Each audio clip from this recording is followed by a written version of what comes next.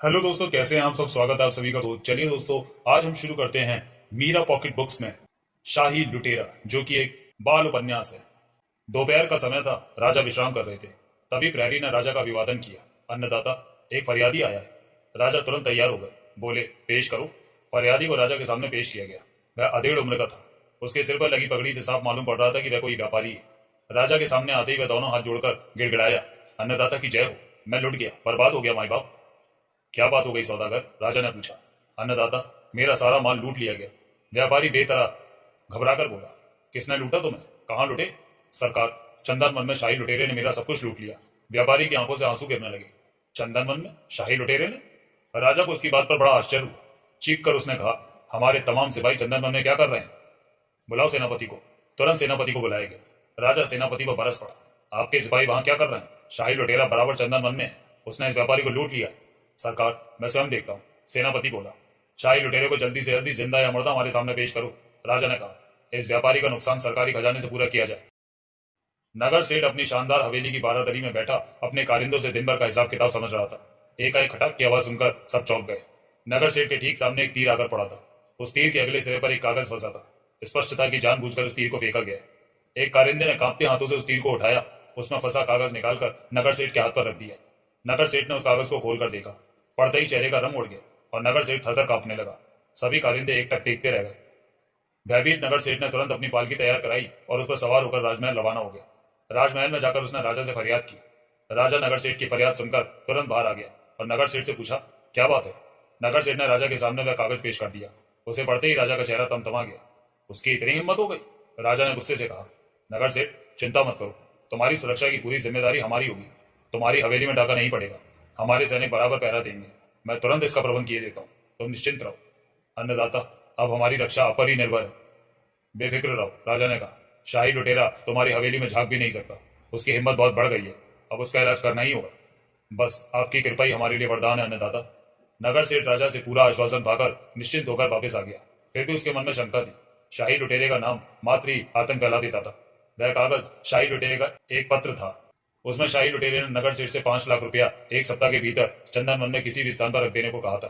ऐसा न करने पर नगर सेठ की हवेली में डाका डालकर सब कुछ लूट लेने की धमकी दी गई थी। धमकी पाकर नगर सेठ के होश उड़ गए और वह तुरंत राजा के पास चला गया।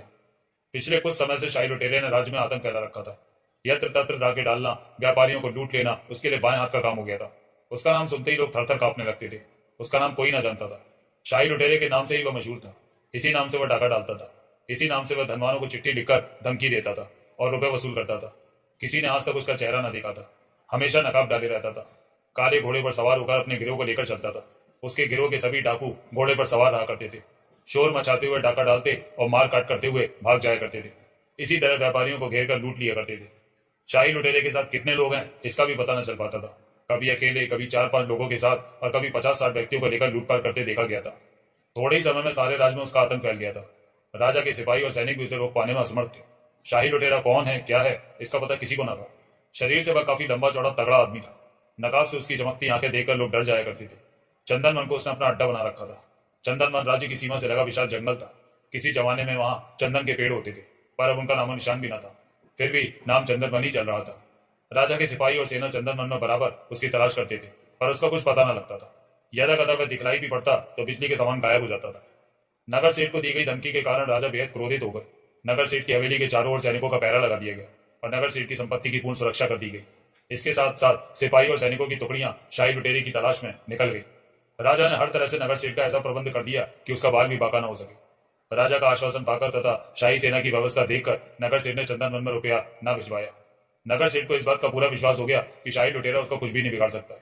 राजा के सैनिक जब स्वयं उसके भवन की रक्षा कर रहे हैं तो शाही लुटेरा यहाँ पंख भी नहीं मार सकता। डाका डालना तो सपने की बात है। शाही लुटेरे की धमकी की बात सारे नगर में फैल गई थी। सबको इसका पता चल गया था कि शाही लुटेरे ने नगर सेठ से रुपया चंदन वन में भेजने के लिए कहा है। न भेजने पर डाका डालने की धमकी दी है।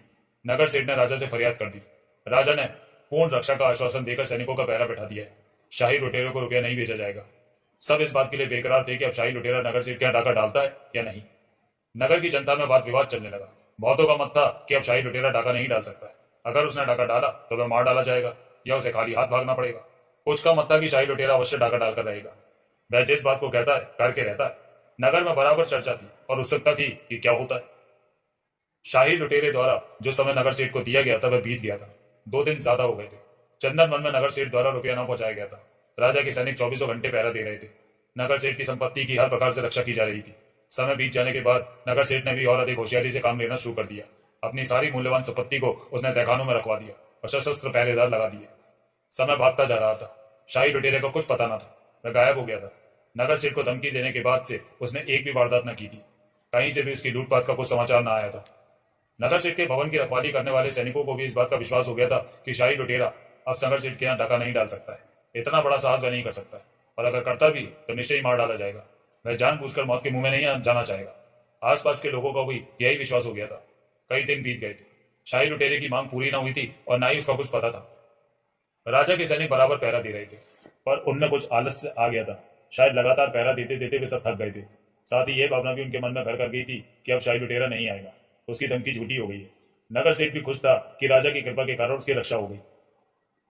संपत्ति की सुरक्षा के लिए उसने जो कड़ा प्रबंध किया था वह कुछ ढीला हो गया था। शाम का समय था। नगर सेठ की हवेली पर तैनात सैनिक गप्पे मार रहे थे।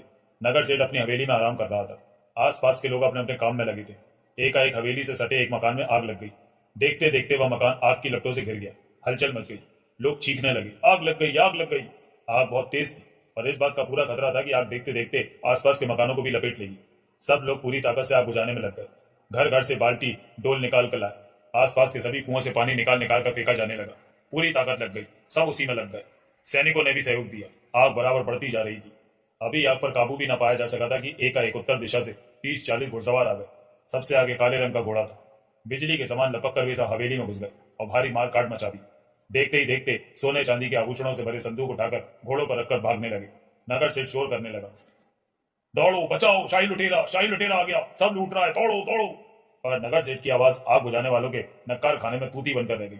जब तक सैनिक दौड़कर आए और बात समझ सके तब तक तो शाही लुटेरा तीरों की बौछार करता भाग निकला। नगर सेठ सिर पकड़कर बैठ गया।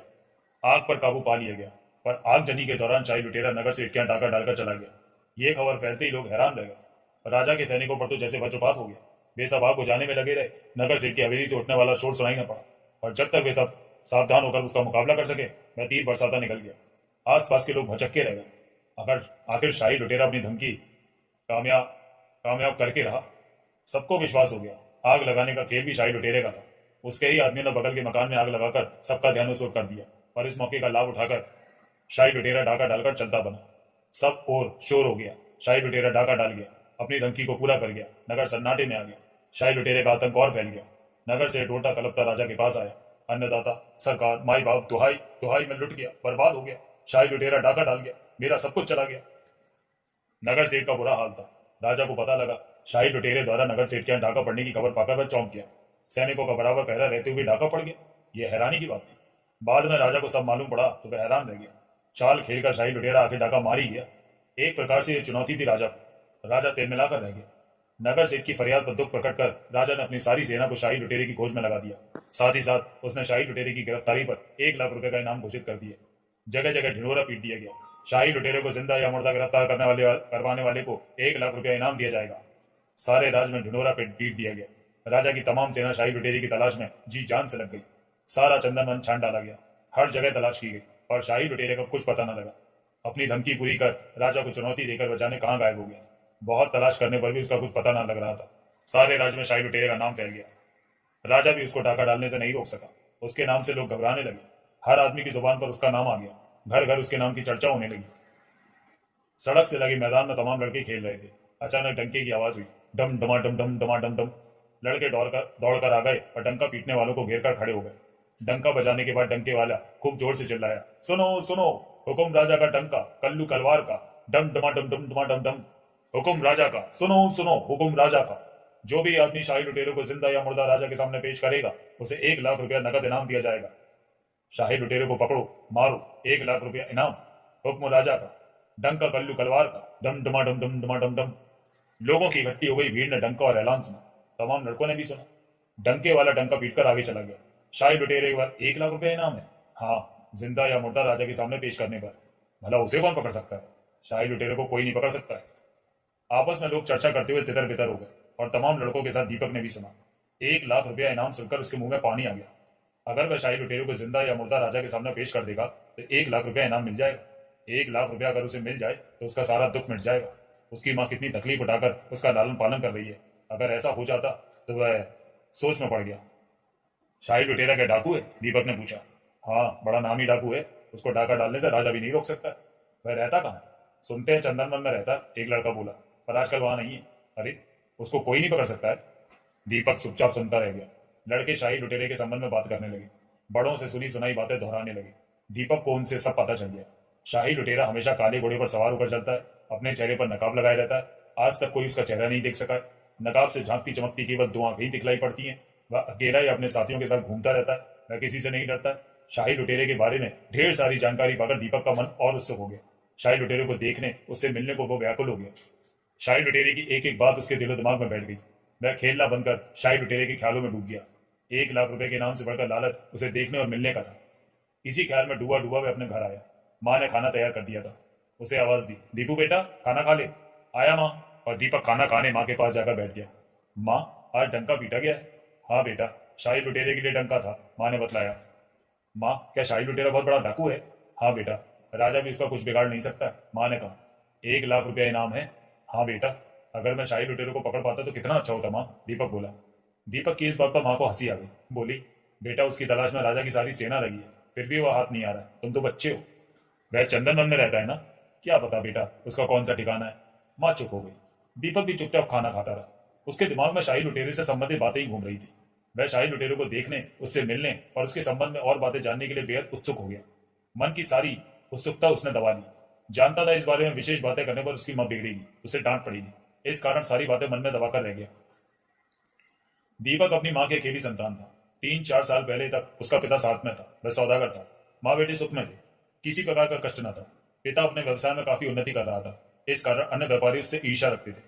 एक व्यापारी ने उस पर चोरी का झूठा इल्जाम लगाकर राजा से फरियाद कर दी। इस पर उसे 1 माह की कैद हो गई। कैद से बाहर आकर उसका पिता उस व्यापारी की हत्या कर लापता हो गया। तब से आज तक उसका कुछ पता नहीं है। उसकी माँ ने बहुत इंतजार किया, पता लगाने की बड़ी कोशिश की, पर कुछ पता न लगा। तब वह बड़ी निराश होकर उस नगर को छोड़कर यहाँ आकर बस गई। दूसरों के घर का काम कर गरीबी के साथ अपना और दीपक का पेट पालने लगी। उसे इस बात का पूरा विश्वास हो गया था कि वह अपने इस जीवन में पति को ना पा सकेगी। अपने बेटे दीपक के साथ वह अपनी जिंदगी के दिन गुजार रही थी। दीपक कई बार अपने पिता के बारे में पूछता और वह कुछ न बतलाती थी। वह स्वयं इस बात को न जानती थी कि उसका पति जीवित है या मृत। वह दीपक को पाल पोस कर बड़ा कर देना चाहती थी, इसके सिवा उसकी कोई और इच्छा न थी। दीपक चंदन वन की ओर चल पड़ा। वह खास दूर न था, आधा घंटे में ही वह चंदन वन आ गया। शाही लुटेरा इसी चंदन वन में अपना अड्डा बनाया है। इससे पहले उसने चंदन वन कभी न देखा था, केवल नाम सुना था। वह पहली बार चंदन वन में आया था। सचमुच बड़ा घना जंगल था। जंगल में उसको राजा के सैनिक भी घूमते हुए मिले। वह समझ गया कि वे सब शाही लुटेरे की तलाश कर रहे हैं। उसे कई सैनिक टुकड़ियां मिली, अतः उसको इस बात का विश्वास हो गया कि इस समय शाही लुटेरा कहीं छुपा होगा। उसको देख पाना या उसे भेंट करना मुश्किल है। दीपक सुबह अपने घर से चला था, इस समय दोपहर हो गई थी। सूरज बहुत तेज चमक रहा था। उसे प्यास मालूम पड़ी। आसपास में उसको कहीं पानी न दिखलाई पड़ा। सामने से एक लकड़हारा आता देखा। उसके शरीर पर केवल एक धोती थी और कंधे पर कुल्हाड़ी। लकड़हारा पास आया तो दीपक बोला, मुझे प्यास लगी है, यहाँ पानी कहाँ मिलेगा? लकड़हारे ने उसे ऊपर से नीचे तक देखा और बोला, तुम यहाँ क्या कर रहे हो? मैं यहाँ शाही लुटेरे को देखने आया हूँ, दीपक बोला। लकड़हारा उसकी बात सुनकर खिलखिलाकर हंस पड़ा। बोला, शाही लुटेरे को राजा की पूरी सेना खोज रही है, वह उसे नहीं देख पा रही है, तुम क्या देख पाओगे? क्या उसे बच्चों से भी डर लगता है? दीपक ने पूछा। बच्चों से डरने की बात नहीं है, लकड़हारा बोला। इस समय उसकी जान खुद खतरे में। वह डाका क्यों मारता है? ऐसा काम ही ना करे तो क्यों जान का खतरा होगा? ये तो उसी से पूछना। खैर, तुम वापस अपने घर जाओ। शाही लुटेरे को तुम नहीं देख सकते हो। तुमको प्यास लगी है तो सामने जो पीपल का पेड़ है उसी के पास एक बावड़ी है, वहां पानी है। मीठा पानी पीकर चलते बनो। लकड़हारा अपनी बात कहकर चलता बना। दीपक कुछ देर तक खड़ा रहकर देखता रह गया। फिर वह पीपल के उस पेड़ की ओर बढ़ गया जहां में बावड़ी थी। बावड़ी ज्यादा दूर ना थी। दीपक बावड़ी में उतर गया। बावड़ी काफी पुरानी मालूम पड़ रही थी। उसकी सीढ़ियां टूट फूट गई थी, फिर भी उसमें भरपूर पानी था। पानी पीकर दीपक की सारी थकावट मिट गई। मन खुश हो गया, उसमें नई फुर्ती आ गई। बावड़ी से बाहर आकर वह घर की ओर वापस लौट पड़ा। अभी वह कुछ ही दूर गया था कि सामने से एक अधेड़ आदमी आता दिखा। उसके पास आकर वह रुक गया। दीपक को अकेला देखकर पूछा, तुम्हारे साथ कोई और भी है क्या? नहीं, दीपक बोला। तुम यहाँ कैसे आए हो? उस आदमी ने आश्चर्य से दीपक से पूछा। मैं शाही लुटेरे को खोजने आया हूँ, दीपक ने एकदम भोलेपन से बतला दिया। दीपक की बात सुनकर वह खिलखिलाकर हंस पड़ा। क्या कहा तुमने? शाही लुटेरे को खोजने आए हो? हाँ, दीपक बोला। तुम्हें पता है शाही लुटेरा कौन है? उसने दीपक की ओर एकटक देखते हुए पूछा।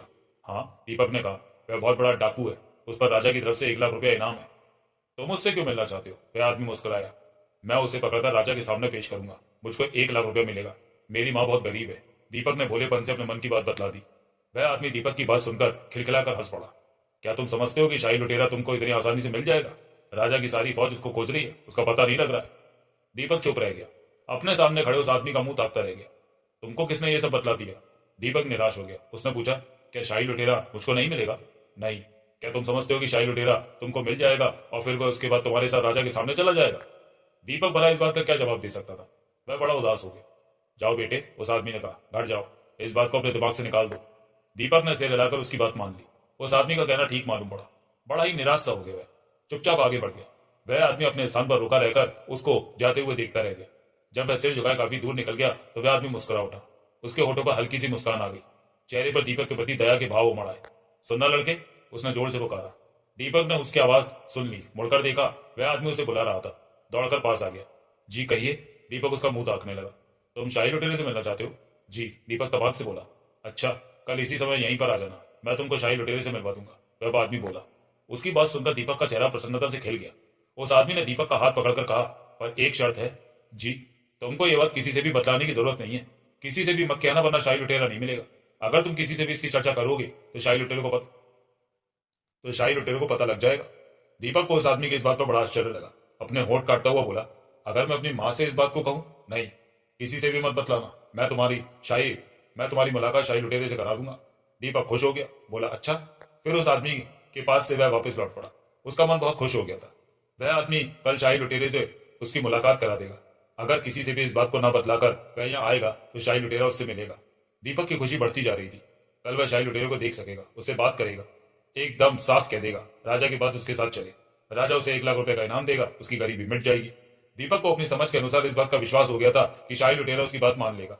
वह तेज कदमों से जल्दी जल्दी चलकर वापस आया। माँ बहुत परेशान होकर उसको खोज रही थी। उसे देखते ही माँ की परेशानी गुस्से में बदल गई। दीपक पास आया, उसका हाथ पकड़कर पूछा, कहाँ चला गया था तू? कब से परेशान होकर खोज रही हूँ। दीपक तबाक से बोला, कहीं नहीं माँ, ऐसी घूमने चला गया था। घूमने? इतनी देर? हाँ माँ, दीपक भोलेपन से बोला, चंदन वन गया था। चंदन वन? हाय राम! माँ बेतरह डर गई। चंदन वन गया था? अरे बेटे, उधर भूल कर भी ना जाना, बड़ा खतरा है। किसने कहा था? तू क्यों गया था? माँ के इस सवाल पर दीपक घबरा गया। ऐसे ही चला गया था, अपने मन से माँ, वह बोला। वह अब मत जाना बेटे। माँ ने बड़े प्यार से उसके सिर पर हाथ फेरा। समझ गया? अच्छा माँ, दीपक मान गया। माँ उसका हाथ पकड़कर प्यार से उसको घर ले आई। अपने सामने बैठाकर खाना खिलाने लगी। खाना खाकर चंदन लेट गया, दीपक लेट गया। वह बहुत भूखा था, अब उसका पेट भर गया था। धीरे धीरे उसको नींद आ गई। देखते देखते कुछ देर बाद दीपक गहरी नींद में सो गया। नींद में वह शाही लुटेरे का ही सपना देखने लगा। नींद टूटते ही दीपक को सबसे पहले शाही लुटेरे का ख्याल आया। फिर उस आदमी की याद आ गई जिसने उसे आज का वायदा किया था। उसके होठों पर मुस्कान खेल गई। उसने किसी से भी चर्चा नहीं की, अपनी माँ को भी नहीं बतलाया। इस कारण उसको इस बात का पूरा विश्वास था कि शाही लुटेरे से उसकी मुलाकात हो जाएगी। उसने माँ को कुछ नहीं बतलाया और जल्दी से जाने के लिए तैयार हो गया। माँ ने उसे बाहर जाते देखा तो पूछा, कहाँ जा रहा है? कहीं नहीं माँ, दीपक तपाक से बोला, मैं खेलने जा रहा हूँ, जल्दी आना। माँ ने उसे चेतावनी दी। अच्छा माँ। दीपक बाहर आ गया। पड़ोस के तमाम लड़के खेल रहे थे। दीपक किसी के पास न गया। वह चुपचाप बढ़ता गया और चंदन वन की ओर बढ़ गया। चंदन वन की सीमा आबादी से काफी दूर पर शुरू होती थी। इक्के तुक्के लोग ही उस तरफ जाते दिखलाई पड़ते थे। दीपक चुपचाप चलता गया। उसे देखने वाला भी कोई ना था कि वह चंदन वन की ओर जा रहा है। बिना किसी बाधा के वह चंदन वन की ओर बढ़ता गया। काफी लंबा रास्ता तय करके वह चंदन वन में उसी स्थान पर आ गया जहां वह अधेड़ उसको मिला था। उस स्थान पर आकर वह चुपचाप खड़ा हो गया। उस अधेड़ का कहीं पता न था, फिर भी वह रुका रह गया। इस बात का उसे पूरा विश्वास था कि वह जरूर आएगा। इंतजार करने लगा। थोड़ी देर बाद सचमुच वह अधेड़ उसके सामने आ गया। उसने हंसते हुए कहा, अरे तुम सचमुच आ गए? हाँ, दीपक मुस्कुराया, आप ही ने तो बुलाया था। उसने दीपक की ओर देखते हुए कहा, पर तुमको मेरी बात पर विश्वास कैसे आ गया? भले आदमी कभी झूठ नहीं बोला करते, दीपक ने जवाब दिया, पर मैं तुम्हारी मुलाकात शाही लुटेरे से करा दूंगा, तुम मान कैसे करे? विश्वास कर लिया? क्या शाही लुटेरे से मिलना इतना आसान है? वो तो मैंने तुमसे मजाक किया था बेटे, देखना चाहता था क्या तुम सचमुच ही उससे मिलना चाहते हो। दीपक चुप रह गया, पर उसका मन कुछ निराश भी हो गया। खैर, तुम्हारी लगन देखकर मैं खुश हुआ। उस अधेड़ ने कहा, शायद मैं तुम्हारी मुलाकात उससे करा दूं। अच्छा रुको, मैं देखकर आता हूं कि वो आया नहीं। दीपक का चेहरा खिल गया। तुम यहीं रुको, उस अधेड़ ने कहा। अगर शाही लुटेरा तुमसे मिलना पसंद करेगा तो तुमको आवाज दी जाएगी और तुम चले आना। शाही लुटेरा तुम्हारे सामने होगा, आवाज ना आए तो रुकना, मैं आकर बतला दूंगा क्या बात है। दीपक मान गया। वह अधेड़ उसको छोड़कर सामने पेड़ों के झुरमट में विलीन हो गया। दीपक उसी स्थान पर खड़ा खड़ा प्रतीक्षा करने लगा। कुछ समय बाद एक तेज आवाज आई, लड़के तुम आ सकते हो। इस आवाज को सुनते ही दीपक उसी ओर दौड़ गया जिस तरफ से आवाज आई थी। वह समझ गया शाही लुटेरे ने उसे मिलने के लिए बुलाया। पेड़ों के झुरमट के पास आते ही उसने एक बहुत खूबसूरत अच्छा खासा काला घोड़ा देखा। वह घोड़ा शाही लुटेरे का था। घोड़े के पास ही तीर धनुष लटकाए शाही लुटेरा खड़ा था। उसने राष्ट्रीय पोशाक पहन रखी थी, चेहरे पर नकाब लगी थी, केवल दो जलती आंखें स्पष्ट रूप से दिख रही थी। दीपक एक टक शाही लुटेरे को सिर से पैर तक देखता रह गया, फिर बोला, क्या आप ही शाही लुटेरे हैं? हाँ, गंभीर आवाज आई। मेरा ही नाम शाही लुटेरा है। तुम मुझसे मिलना चाहते थे? जी हाँ, दीपक बोला। क्यों? शाही लुटेरे की आंखों में चमक थी। आप मेरे साथ राजा के पास चलिए, दीपक ने निहायत भोलेपन के साथ कहा। क्यों? शाही लुटेरा नकाब के पीछे से मुस्कुराया। मुझको 1 लाख रुपया इनाम में मिल जाएगा। मेरी माँ बहुत गरीब है, हमारी गरीबी मिट जाएगी। दीपक ने सपाट ढंग से उससे अपने मन की बात कह दी। उसकी इस बात पर शाही लुटेरा खिलखिलाकर हंस पड़ा। बोला, मुझको राजा के पास ले जाकर तुम 1 लाख रुपया इनाम कमाना चाहते हो? जी हाँ। क्या तुमको इस बात का विश्वास है कि तुम मुझे अपने साथ ले जा सकते हो? शाही लुटेरे ने आंखें टेढ़ी करके प्रश्न किया। हाँ, दीपक बोला। लेकिन क्यों?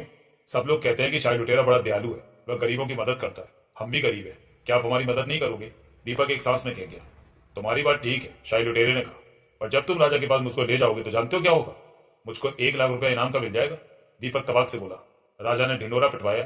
तुम्हारी बात एकदम ठीक है, शाही लुटेरे ने कहा, पर मेरी क्या हालत होगी? दीपक ने नाजानकारी में सिर हिलाया। राजा मुझको नगर के चौराहे पर फांसी पर लटका देगा। क्या तुम चाहते हो कि मैं फांसी पर लटका दिया जाऊं? शाही लुटेरे की बात सुनकर फांसी के नाम से दीपक सकपका गया। बोला, नहीं नहीं, ये तो बुरी बात है, बस सोच लो। शाही लुटेरा बोला। नहीं, मुझको ऐसा इनाम नहीं चाहिए। दीपक दुखी होकर बोला, हम गरीबी रह लेंगे। शाही लुटेरा मुस्कुरा उठा।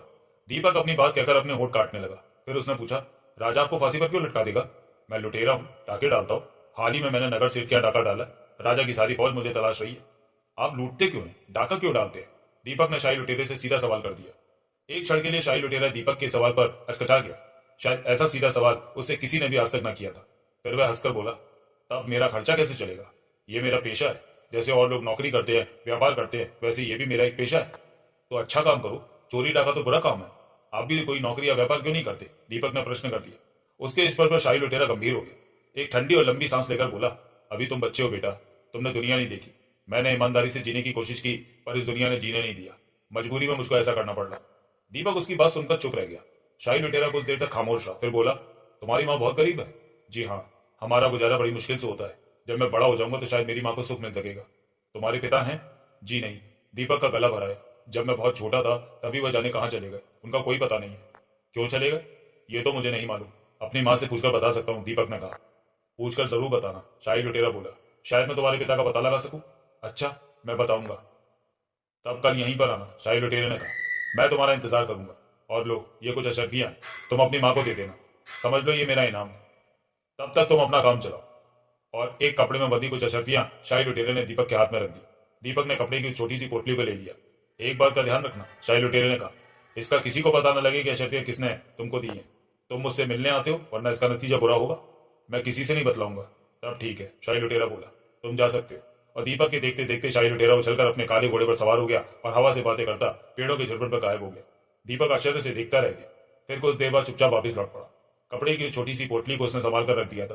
वह घर वापस लौट पड़ा। दीपक जल्दी वापस आ गया था, इस कारण माँ ने उससे कुछ नहीं पूछा।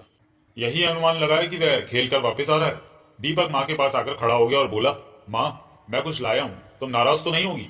दीपक की बात पर माँ को हंसी आ गई। बोली, ऐसी क्या चीज तू ले आया है? कुछ, दीपक बोला। अच्छा बता, क्या लाया है? माँ ने पूछा। दीपक ने डरते डरते माँ के हाथ पर छोटी सी पोटली रख दी। माँ ने आश्चर्य से पूछा, इसमें क्या है? दीपक मुस्कुराकर बोला, देख लो ना। माँ ने पोटली खोली, उसमें अशर्फियां देखकर हैरान हो गई। दीपक की ओर तेज निगाहों से देखते हुए पूछा, कहां से लाया? माँ के इस सवाल पर दीपक घबरा गया। उसने इस सवाल का जवाब न सोचा था। शाही लुटेरे वाली बात तो वह बता ही नहीं सकता था।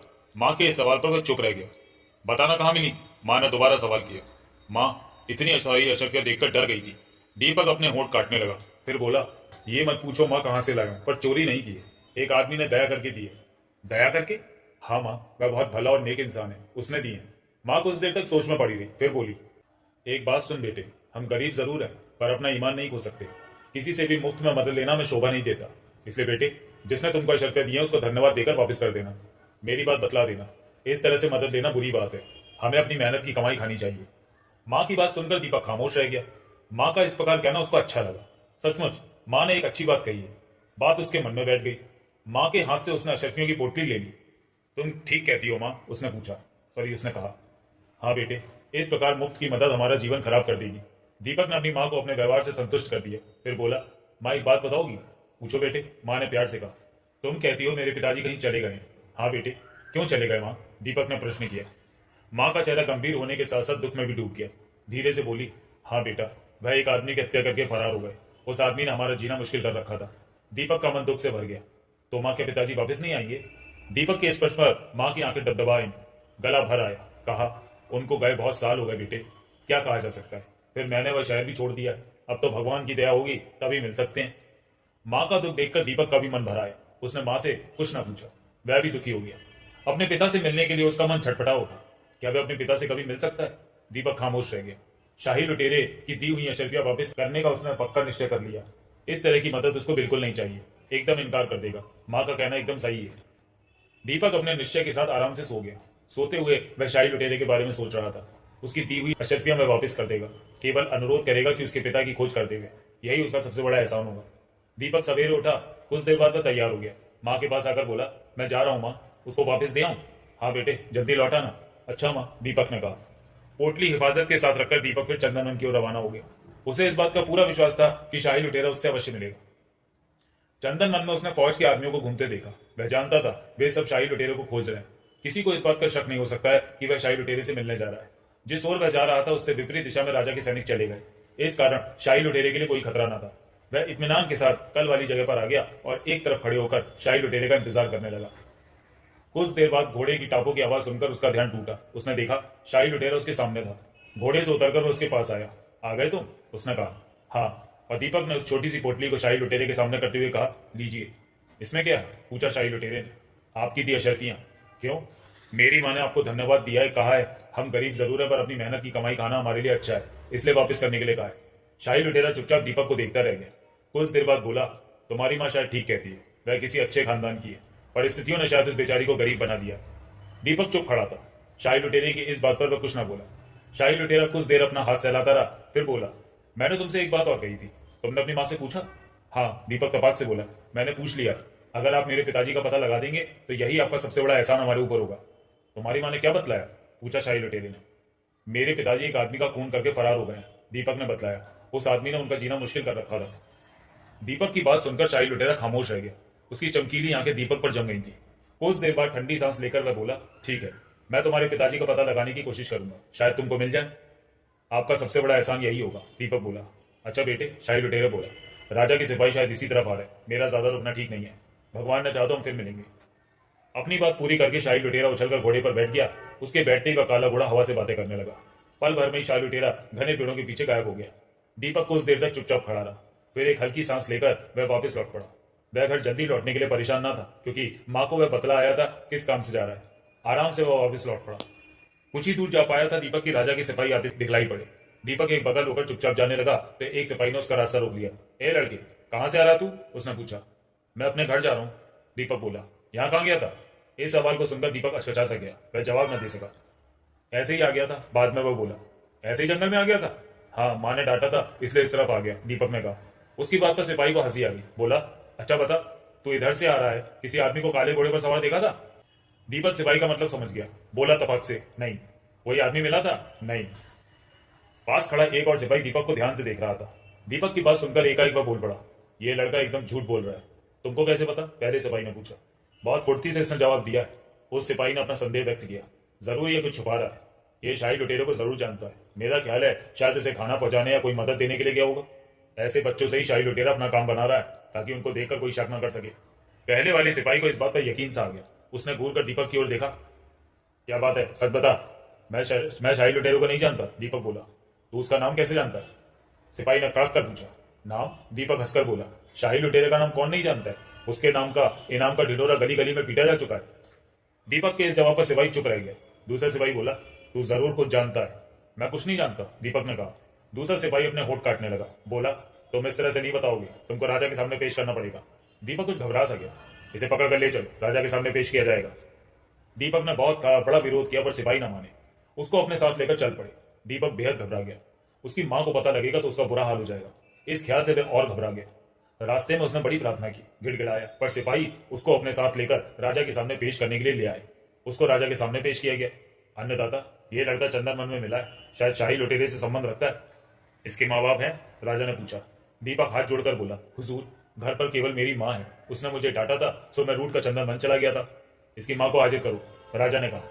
दीपक और घबरा गया। राजा के इस हुक्म के आगे वह कुछ ना बोल सका। मन ही मन और घबरा गया।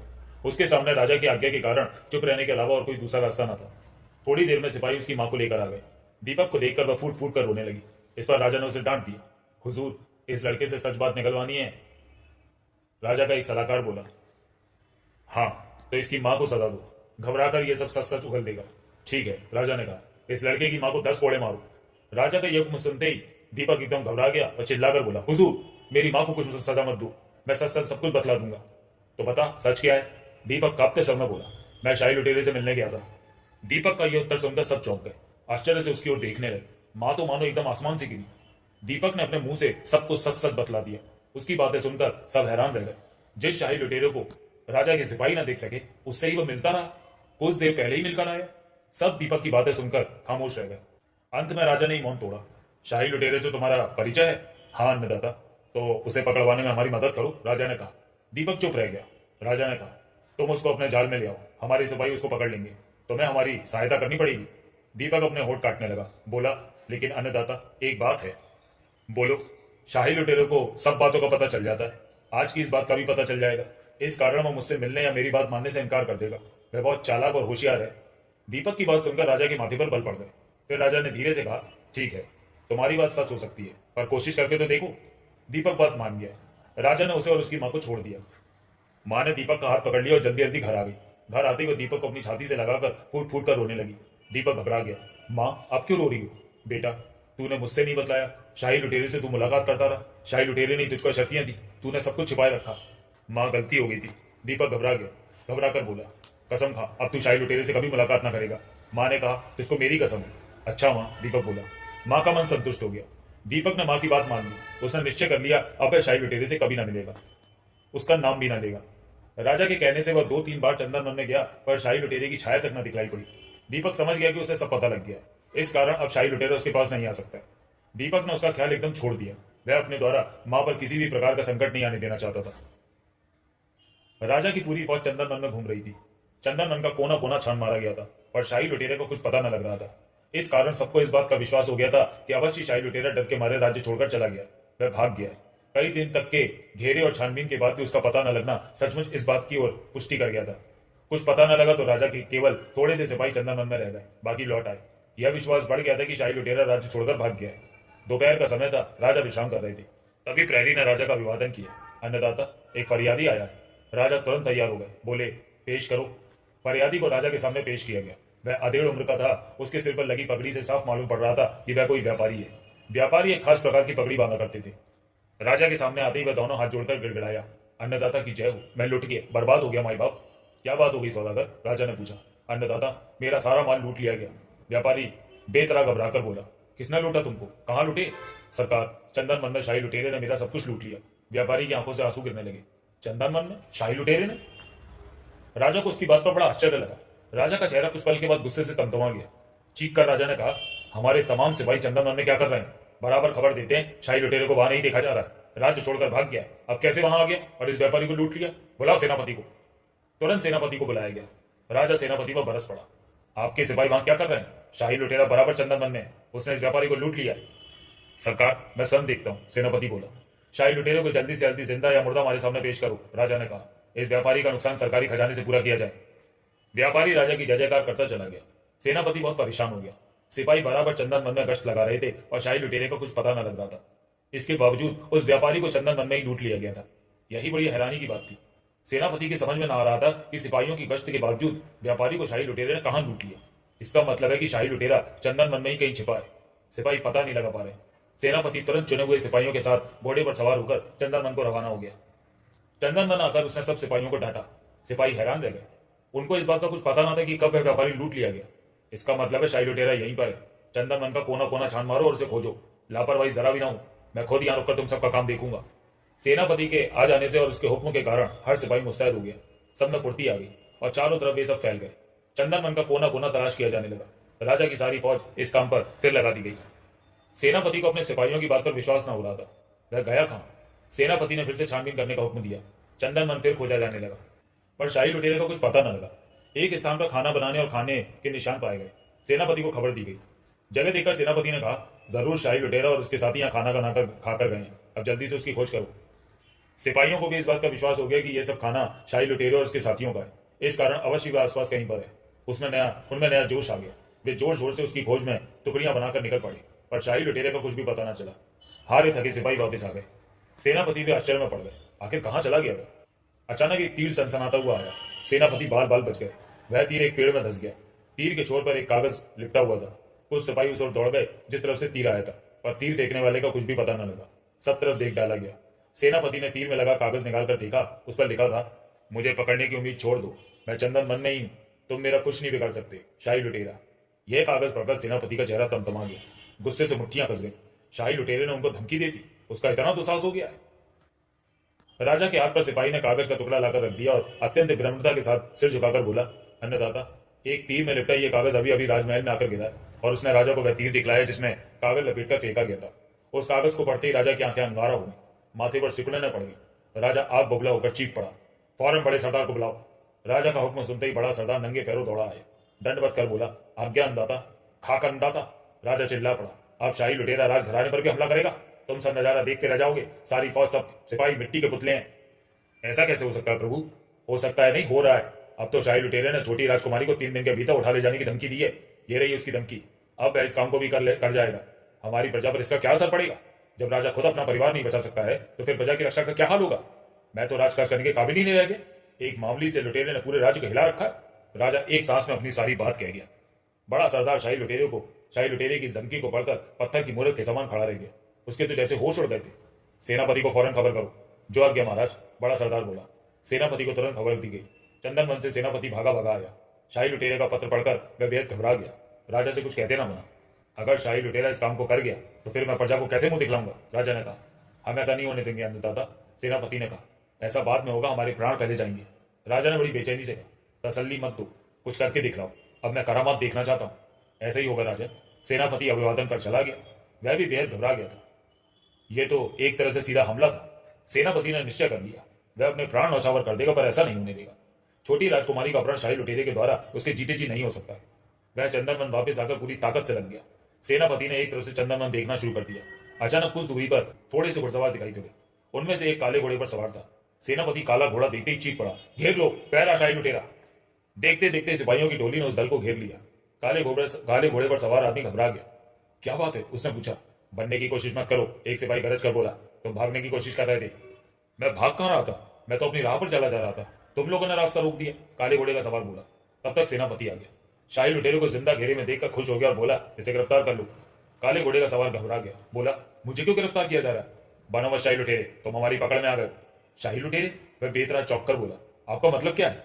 ज्यादा बनने की कोशिश मत करो, सेनापति ने मुस्कुराकर कहा। अच्छा, अब समझा, व्याज कर बोला। तुम लोगों ने मुझे अपने राज्य का शाही लुटेरा समझ लिया है? हाँ, सेनापति ने कहा। मैं वह नहीं हूं। उस आदमी ने कहा, मैं तुम्हारे राज्य का रहने वाला नहीं हूं।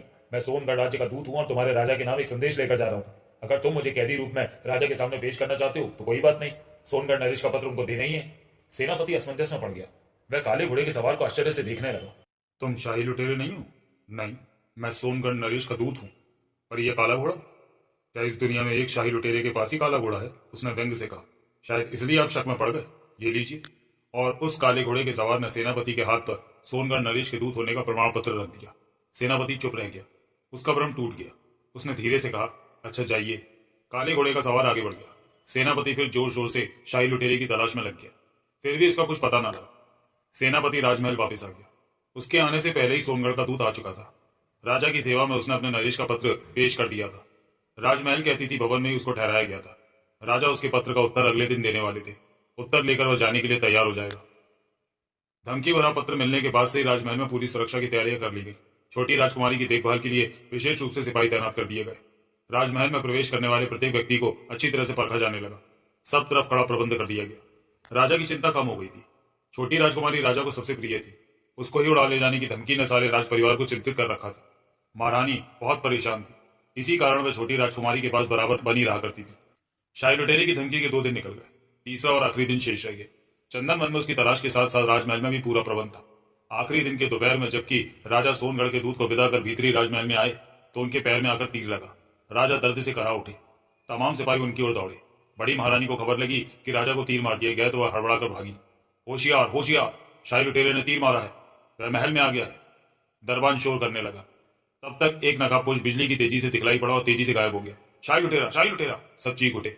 तब तक वह नकाबपोश काले घोड़े पर सवार होकर भाग निकला। उसके साथ के और भी लोग अपने अपने घोड़ों पर भागे। पकड़ो पकड़ो, चारों तरफ शोर फैल गया, पर कोई पकड़ ना सका। वह बहुत आगे निकल गया। फौज के सिपाही घोड़ों को ऐड लगाते दौड़े और उसका पीछा करने लगे। राजमहल में रोना पीटना मच गया था, हड़कंप हो गया। छोटी राजकुमारी को शाही लुटेरा उठाकर ले गया था। सबसे बड़े आश्चर्य की बात तो यह थी कि सोनगढ़ का दूत और उसके तमाम साथी एक एक जने कहाँ गायब हो गए थे। वह शाही लुटेरा तो नहीं था? जरूर वही था। हाँ, वही सोनगढ़ के राजा का दूत बनकर पहले से ही राजमहल में ठहर गया था। उसका भी घोड़ा काले रंग का था। राजा ने सुना तो वो बेहोश हो गए।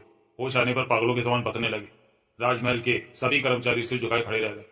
फौज के लोगों ने काफी दूर तक उसका पीछा किया, पर वह हवा की गति से चंदन वन में जाकर गायब हो गया। फौज की टुकड़ी वापस आ गई। राजकुमारी के अपहरण के कारण राजमहल में हाहाकार मच गया। महारानी का बुरा हाल था। सारा राजमहल शोक में डूब गया। देखते देखते आग के समान सारे राज्य में यह खबर फैल गई। लोगों पर बिजली गिर पड़ी। शाही लुटेरा अवश्य कोई चमत्कारी आदमी है।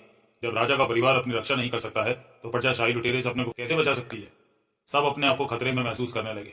व्यापारी राज्य छोड़कर जाने की तैयारियां करने लगे। अब तो किसी को भी शाही लुटेरा लूट सकता है, राजा उसे बचा नहीं सकता है। सब तरफ असुरक्षा बढ़ती गई। सब हैरान थे, अब क्या करना चाहिए? राजा पागल के समान कातर होकर बोले, अब क्या करना चाहिए? मेरी बेटी का क्या होगा? आप चिंता न करें, राजकुमारी को कुछ नहीं होगा। वह मिलेगी कैसे, मेरी बेटी? अन्नदाता, शाही लुटेरे ने जरूर आपसे किसी बात का बदला लिया है। आदमी जब बदला लेने पर आ जाता है तो वह कुछ भी कर सकता है। मेरी बेटी मिलेगी कैसे? अन्नदाता, बुरा न माने तो एक बात कहूं? बोलो, राजा ने कहा। गुस्ताखी माफ हो। सारी प्रजा को इस बात का पता चल गया है कि शाही लुटेरा छोटी राजकुमारी को उठाकर ले गया। ये तो है, भला इतनी बड़ी बात कैसे छिप सकती है? अब आप ऐलान करा दीजिए, जो राजकुमारी को शाही लुटेरे से छुड़ाकर लाएगा वही राजा होगा। अन्नदाता, इससे पता लग जाएगा कि हमारे राज्य में कितने वीर बहादुर है, और अब सचमुच शाही लुटेरे को काबू में करने वाला आदमी ही राज कर सकता है। तुम ठीक कहते हो सरदार, राजा ने कहा। अब तो इस राज का मालिक वही हो सकता है जो शाही लुटेरे पर विजय हासिल कर सकता है। हाँ अन्नदाता, ठीक है, राजा ने कहा। ढिंडोरा पिटवा दो। राजा की आज्ञा से तब नगर में ढिंडोरा पीट दिया गया। जो भी शाही लुटेरों को पकड़कर और राजकुमारी को छुड़ाकर लाएगा वही राज्य का राजा होगा। ढिंडोरा सुनकर सर्वत्र खलबली मच गई। लोगों ने राजा के इस ऐलान का स्वागत किया और अपने को वीर समझने वाले राज्य के नागरिक शाही लुटेरे की तलाश में उसे जिंदा या मुर्दा पकड़ने तथा छोटी राजकुमारी को उसके चंगुल से निकालने मैदान में आ गए। सब तरफ से शाही लुटेरे पर दबाव पड़ने लगा। हर तरफ से खोज शुरू हो गई। शाही लुटेरे को घेरा जाने लगा। ढिंडोरा सुनते ही दीपक एकदम घबरा सा गया। चुपचाप ढिंडोरा पीटने वाले को देखता रहा। शाही लुटेरे ने छोटी राजकुमारी का अपहरण कर लिया। राजा ने शाही लुटेरे को काबू में करने वाले को अपना राज्य देने का ऐलान किया। ये तो गजब हो गया। वह कुछ देर आश्चर्यचकित रहने के बाद अपनी माँ के पास दौड़ा दौड़ा आया। माँ, तुमने सुना? पूछा उसने। क्या? शाही लुटेरे को पकड़ने वाले के लिए राजा ने अपना सारा राज्य देने का ऐलान किया है, दीपक ने बतलाया। शाही लुटेरे का नाम सुनते ही माँ घबरा गई। बोली, उसका नाम मत ले। मैंने क्या कहा था? माँ, मैं ढिंडोरे की बात। चुप रहे, माँ ने कहा। एक बार तो मुसीबत में पड़ चुका है। शाही लुटेरे से दोस्ती का फल भोग लिया ना। दीपक चुप रह गया। तेरे फेर में शायद वह यहाँ भी आया था। एक दोपहर मैंने तीर कमानी एक आदमी को देखा था। वह मुझे घूर कर देख रहा था। मैं डर गई। शायद चीखने वाली थी, पर तब तक वह काले घोड़े पर सवार होकर भाग गया। शाही लुटेरा था? हाँ, शायद तेरी तलाश में आया था। माँ ने बड़े प्यार से कहा। देख बेटे, तू उसका ख्याल भूल गया। अच्छा माँ, दीपक बोला। माँ की बात सुनकर वह मन मारकर चुप रह गया, पर उसका मन न मान रहा था, दिमाग न मान रहा था। शाही लुटेरे के बारे में ही वह सोच रहा था। जब से राजा के सिपाही उसको पकड़कर राजा के सामने ले गए थे, तब से वह जन्नत मन न गया था। ना ही उसने शाही लुटेरे का नाम लिया था। इतना विश्वास उसको अवश्य था कि शाही लुटेरे को सब पता लग गया होगा। उससे कोई बात छिपी नहीं रह सकती। उसने शाही लुटेरे के बारे में सब कुछ बता दिया था। चंदन वन वाली जगह भी दिखला दी थी। इस कारण दीपक को शक हो गया था कि शायद शाही लुटेरा उस पर नाराज हो गया होगा। उसने सारा भेद खोल दिया। दीपक सोचने लगा, शाही लुटेरा इस समय कहाँ होगा? क्या चंदन वन में ही होगा? उसे वहीं पर मिलेगा क्या? अब तो नामुमकिन है। इस समय राजपाट के लालच में एक से एक सूरमा उसकी तलाश में लगे। अब तो उसके लिए हर तरफ खतरा ही खतरा है। दीपक अपने ख्यालों में खोया रह गया। माँ घर पर न थी, वह काम पर चली गई थी। बाहर दरवाजे पर खड़ा दीपक सोच रहा था। चंदन वन जाने न जाने का निर्णय ना कर पा रहा था। अचानक आवाज सुनाई पड़ी। तेरी लंबी उम्र हो बच्चा, कुछ दान पुण्य कर, जय जयकार हो बेटा। दीपक ने देखा एक साधु सामने खड़ा था। ला बच्चा, कुछ दान कर। दीपक हाथ जोड़कर बोला, हम बहुत गरीब हैं, कुछ ना दे पाएंगे। साधु उसके पास आ गया। बोला, कोई बात नहीं बच्चा, ये तो बता, तेरा नाम दीपक है? हाँ बाबा। साधु धीरे से बोला, तुमको शाही लुटेरे ने याद किया है? शाही लुटेरे का नाम सुनते ही दीपक बेतरा चौंक गया। शाही लुटेरे ने? हाँ, वह साधु बोला, शिव मंदिर के पास तुम्हारे इंतजार में है। अपनी बात कहकर अलख निरंजन करता हुआ साधु चला गया। दीपक हैरान रह गया। उसको साधु की बात पर अचरज लग रहा था। उसे लग रहा था मानो वह कोई सपना देख रहा है। शाही लुटेरा पास के शिव मंदिर में उसका इंतजार कर रहा है। जिस शाही लुटेरे की तलाश में लोग जमीन आसमान एक कर रहे हैं, वह तेरे पास रुका है। दीपक ने आसपास देखा। इसके बाद वह तुरंत शिव मंदिर की ओर बढ़ गया। शिव मंदिर के पास जाकर देखने लगा। उसको काला घोड़ा कहीं नजर न आया। ना ही कोई तीर कमान लगाए दिखलाई पड़ा। वह एक जगह खड़ा होकर हैरानी से उधर उधर देख रहा था। एकाएक एक आदमी उसके पास आ गया। तुम आ गए, उसने कहा। दीपक ने उसकी ओर देखा देखकर हैरान रह गया। उसको अपनी आंखों पर विश्वास न हुआ। शाही लुटेरा उसके सामने एकदम साधारण वेश में खड़ा था। आप शाही?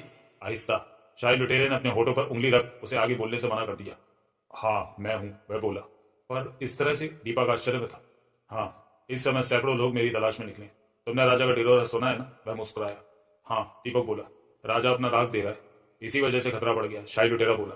पर जल्दी सारा खतरा मिट जाएगा। आप छोटी राजकुमारी को उठा ले गए? हाँ, शाही लुटेरा बोला। लेकिन ये क्या अच्छी बात है? दीपक ने कह ही दिया। शाही लुटेरा अपना होठ काटता हुआ बोला। क्या अच्छी बात है क्या नहीं, इस वक्त तुम ये सवाल मत करो। अभी तुम्हारी मदद की मुझे जरूरत है।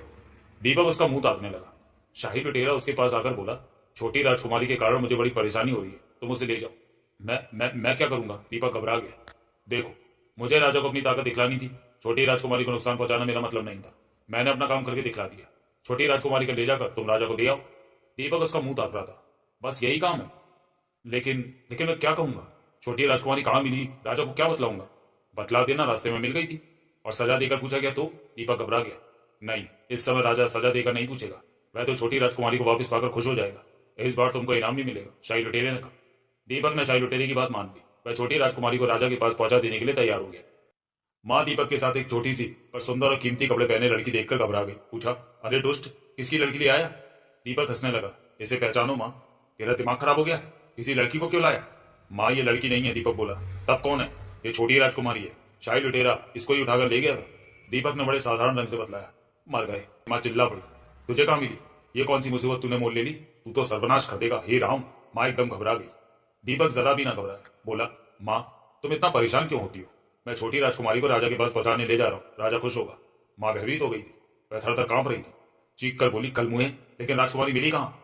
शिव मंदिर के पास। दीपक मुस्कुराया। देख, फिर अपनी माँ से झूठ बोल रहा है। माँ और गुस्से में आ गई। एक बार झूठ बोलने की सजा मुझे होने जा रही थी, याद है ना? नहीं माँ, दीपक तबाक से बोला। मैं झूठ नहीं बोल रहा। एक साधु आया था, बोला शिव मंदिर के पास शाही लुटेरा मेरा इंतजार कर रहा है। मैं वहां पर गया, उन्होंने राजकुमारी मुझे दे दी। कहा है राजा के पास पहुंचा दूं। तू शाही लुटेरे से मिला था? हाँ माँ, दीपक ने स्वीकार कर लिया। हाय राम! माँ ने कहा, चल जल्दी से छोटी राजकुमारी को राजा को दे आए और देख, सच सच सब बता देना। राजा से झूठ बोलना अच्छा नहीं है। दीपक चुप रह गया। माँ की बात माननी पड़ी। माँ खुद उसके साथ चलने को तैयार हो गई। छोटी राजकुमारी को साथ कर लिया। छोटी राजकुमारी को कुछ पता ना था, वह चुपचाप थी। शाही लुटेरे ने उसको कोई तकलीफ न दी थी और बड़े आराम से रखा था। तीनों राजमहल आए। छोटी राजकुमारी को देखते ही राजमहल के तमाम कर्मचारी शोर करने लगे, राजकुमारी आ गई, राजकुमारी आ गई, और भागम भाग मच गई। छोटी राजकुमारी को हाथों हाथ उठा लिया गया। भीतर खबर गई। राजा और रानी दौड़ पड़े। अपनी प्यारी बिटिया को गले लगा लिया उन्होंने। छोटी राजकुमारी को कौन लाया है? हम उसे अपना राज देंगे। राजा ने कहा, अन्नदाता, एक स्त्री और एक लड़का छोटी राजकुमारी को लेकर आए। और शाही लुटेरा? क्या पता, शायद वही कुछ बता सके। उन्हें हमारे सामने हाजिर करो, राजा ने कहा। राजा की आज्ञा का पालन किया गया। दीपक और उसकी मां को पेश किया गया। दीपक की मां राजा के सामने हाथ जोड़कर खड़ी हो गई। दीपक की मां के पास चुपचाप खड़ा था। छोटी राजकुमारी को तुम लाई हो? राजा ने पूछा। हाँ अन्नदाता। शाही लुटेरा कहाँ? राजा ने पूछा। शाही लुटेरे का नाम सुनकर दीपक की मां घबरा गई और बोली, राजन, हमें उसके बारे में नहीं मालूम। राजा और आसपास खड़े तमाम सुनने वाले लोग इस बात पर हैरान रह गए। दीपक की मां ने दीपक से कहा, बेटे, अन्नदाता को सच सच सब कुछ बतला दे। देख, बड़ों से झूठ नहीं बोलना चाहिए। दीपक ने राजा से सच सच सब बतला दिया। दीपक की बात सुनकर सब आश्चर्य में पड़ गए।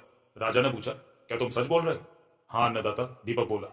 एक बार और तुमसे शाही लुटेरा मिला था, उस वक्त तुम बात छिपा गए थे। हाँ महाराज, दीपक ने कहा। डर के मारे मैंने ऐसा किया था, अब मैं झूठ नहीं बोलूंगा। शाही लुटेरे ने तो सीधे सीधे राजकुमारी को बचाने की बात कही थी, अपने बारे में कुछ भी कहने से मना किया था। पर माँ ने कहा मुझे झूठ नहीं बोलना चाहिए, इसलिए अन्नदाता सच ही बतलाया है। राजन, दीपक की माँ ने कहा, इसलिए मैं भी साथ आई हूँ। समझ में नहीं आता शाही लुटेरा तुम पर इतना मेहरबान क्यों है? राजा ने कहा। दीपक और उसकी माँ के पास उसका कोई उत्तर न था। हमें इस बात की खुशी है कि हमारी बेटी लौटाई, पर शाही लुटेरे को पकड़ा जाना जरूरी है। अब की बार शाही लुटेरा तुमसे मिले तो फौरन खबर करना।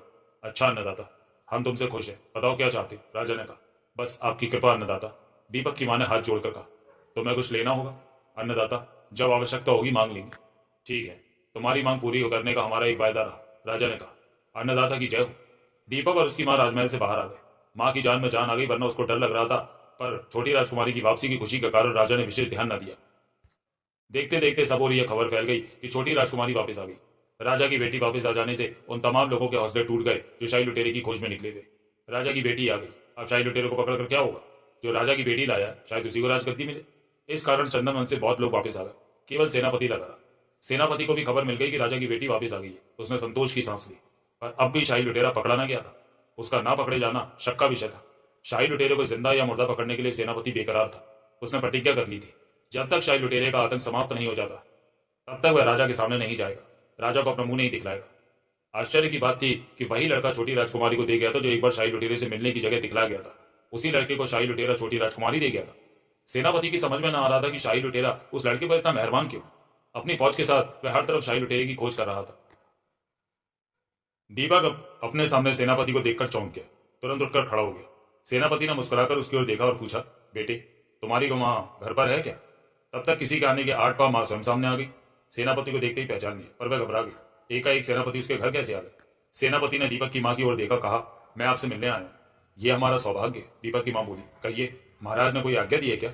नहीं, सेनापति ने कहा, मैंने प्रतिज्ञा कर रखी है, जब तक शाही लुटेरे का आतंक समाप्त नहीं हो जाएगा तब तक मैं राजा को मुंह नहीं दिखलाऊंगा। सेनापति की इस बात पर दीपक की मां चुप रह गई। दीपक सेनापति का मुंह ताकने लगा। कुछ देर चुप रहने के बाद सेनापति बोला, इस काम में मैं दीपक की मदद चाहता हूँ। शाही लुटेरा दीपक पर मेहरबान है, अगर दीपक चाहे तो उसका आतंक समाप्त करा सकता है।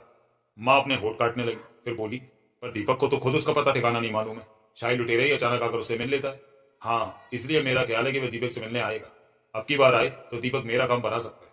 सेनापति ने कहा, शायद शाही लुटेरा दीपक को बहुत मानता है। ठीक है, दीपक को मैं समझा दूंगी। शाही लुटेरा पकड़ में नहीं आ रहा है, वह बहुत चुस्त चालाक मालूम पड़ रहा है। मैं बड़ा परेशान हूं। अगर दीपक मेरी सहायता कर सका तो मैं जीवन भर उसका एहसानमंद रहूंगा। देखिए, कोशिश करेंगे हम। सेनापति अपना आदर प्रकट कर चला गया। दीपक माँ की ओर देखता रह गया। कुछ देर बाद माँ ने कहा, सुन बेटे, इस बार अगर शाही लुटेरा मिले तो उसको समझाना, ये काम छोड़ दे। माँ, दीपक तबाक से बोला, मैंने पहली बार में इस बात को उनसे कहा था। क्या बोला वह? उसने कहा था, माँ ये दुनिया उसे जीने नहीं देती। ईमानदारी से वह जी रहा था तो उसकी मुश्किल कर दी गई और वह लुटेरा बन गया। लूट मार डाका उसने अपना पेशा बना लिया। दीपक की माँ का चेहरा उदास हो गया। ठंडी सांस लेकर बोली, ठीक कहता है वह बेटे, ये दुनिया ईमानदारी से तो जीने ही नहीं देती। तेरे बाप के साथ भी वही हुआ। मजबूरन वह हत्या करके फरार हो गए और अब तक उनका कुछ पता नहीं है। और माँ की आंखें डबडबा गई। माँ के आंसू देखकर दीपक का मन करुण हो गया। माँ ने ठंडी लंबी सांस ली। ठीक है बेटा, वैसे एक बार कहकर देखना। दीपक ने स्वीकार में सिर हिला दिया। उसका मन भारी हो गया था। उसे अपने पिता का ख्याल आ गया, अपने अंधे के पिता का ख्याल। जब वह बहुत छोटा था तो वह एक व्यापारी की हत्या करके फरार हो गए थे। उनका चेहरा भी वह नहीं जानता। शायद उसके पिता को भी दुनिया ने ईमानदारी से जीने नहीं दिया था। दीपक चुपचाप बैठा रहा। माँ घर के काम को निपटाकर अपने काम पर जाने लगी। बोली, देख बेटे, घर में ही रहना, इधर उधर मत जाना। अपने यहाँ शाही लुटेरी की तलाश मत करना। अगर वह खुद मिलता है तो ठीक, वरना भटकना नहीं। अच्छा माँ, दीपक ने कहा। माँ चली गई। दीपक कुछ देर बाद घर से बाहर आ गया। मैदान में खेल रहे लड़कों के पास आ गया। लड़कों ने उसे देखा तो घेर लिया। सबको इस बात का पता लग गया था कि छोटी राजकुमारी को वही राजा के पास ले गया था। दीपक आ गया, दीपक आ गया, लड़कों ने शोर मचाया। इसी ने छोटी राजकुमारी को राजा के पास पहुंचाया है? एक लड़के ने पूछा। तुमको छोटी राजकुमारी कहाँ मिल गई? शाही लुटेरे ने दी थी, दीपक बोला। एक शरारती लड़का बोल उठा, शाही लुटेरा तेरा बाप लगता है क्या? इस पर लड़के खिलखिलाकर हंस पड़े। दीपक का चेहरा तमतमा गया। उसने उस लड़के की गर्दन पकड़ ली। क्या बोला रे? वह लड़का सब पका गया, और तब तक और लड़कों ने उसको बचा दिया। दीपक का मन एकदम तिलमिला गया था। वह लड़कों के पास से वापस आ गया, चेहरा उतर गया, चुपचाप घर में आकर बैठ गया। उस शरारती लड़के के व्यंग्य के कारण उसके मन को गहरी ठेस लग गई। कुछ देर बाद माँ आ गई। दीपक का उदास उतरा चेहरा देखकर पूछा, क्या बात हो गई बेटे? दीपक की आंखों में आंसू आ गए। अरे क्या हो गया? माँ, दीपक ने कहा, मैं खेलने गया था। छोटी राजकुमारी की बात चलने पर एक लड़का बोला, शाही लुटेरा मेरा बाप है। माँ सख्ते में आ गई, फिर चेहरा तमतमा गया। बात बड़ी नागवार लगी, पर बच्चे की बात पर क्या लड़ना। दीपक को सांत्वना सी थी। बुरा मत मान बेटे, शैतान लड़कों का काम है बकना, बकने दो, पागल है। दीपक चुप रह गया, पर उसको अपने पिता का ख्याल आने लगा। वह अपने पिता को नहीं पहचानता। जब वह बहुत छोटा था तभी वो उसे छोड़कर चले गए थे। क्या पता अब कहाँ है। बहुत साल हो गए। दीपक का मन टीसने लगा। बोला, माँ, क्या पिताजी कभी आएंगे? क्या पता बेटा, माँ का गला भराया। दीपक माँ को दुखी देख आगे कुछ ना बोला। समझ गया पिताजी के ख्याल से माँ का भी मन भराया है। वह भी बहुत दुखी हो जाया करती है। वह अपना मन दबाकर रह गया, चुपचाप घर से बाहर आ गया। उसका मन बहुत बेचैन था। खामोशी के साथ वह शिव मंदिर की ओर बढ़ गया। अब भगवान के सिवा उसका और क्या हो सहारा। वह अभी शिव मंदिर तक ना जा पाया था कि एकाएक आवाज आई, सुनो दीपक। वह ठिठक गया, मुड़कर देखा तो शाही लुटेरा था। वह एकदम साधारण नागरिक वेश में था, फिर भी उसको पहचान लिया। अरे आप? दीपक पास आ गया। हाँ, शाही लुटेरे ने पूछा, राजकुमारी को पहुंचा दिया? दीपक मुस्कुरा बैठा। आपको तो सब मालूम रहता है, पूछते क्या है? शाही लुटेरा मुस्कुराया। हाँ, अच्छा, एक बार मैंने तुमसे कहा था कि तुम्हारे पिता का पता लगाऊंगा। हाँ, दीपक ने उसकी ओर देखा। मैं तुमको तुम्हारे पिता से मिला सकता हूँ, पर तुमको मेरा एक काम करना होगा, शाही लुटेरे ने कहा। अपने पिता का पता पाकर दीपक का मन उछलने लगा। क्या मेरे पिता का पता चल गया? वे जिंदा है क्या? हाँ, शर्त है, तुमको एक काम करना होगा। मैं अपने पिता के लिए सब कुछ करने के तैयार हूँ, दीपक बोला। तुम राजा के पास गए थे? क्या बोली? वह हमें बहुत कुछ देने वाले थे पर माँ ने नहीं लिया, बोली बाकी रहा, फिर कभी मांग लेंगे।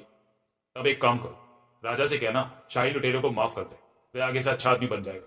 उसके साथ इंसाफ नहीं हुआ इसलिए वो लुटेरा बन गया। तुम इतना बता दोगे तो तुम्हारे पिता तुमको मिल जाएंगे। पक्की बात? हाँ, तुम्हारे पिता तुमको मिल जाएंगे। दीपक मान गया। शाही लुटेरा चला गया तो दौड़कर वह अपनी माँ के पास आए। माँ से उसने सब कुछ बतला दिया। उसकी बात सुनकर माँ दंग रह गई।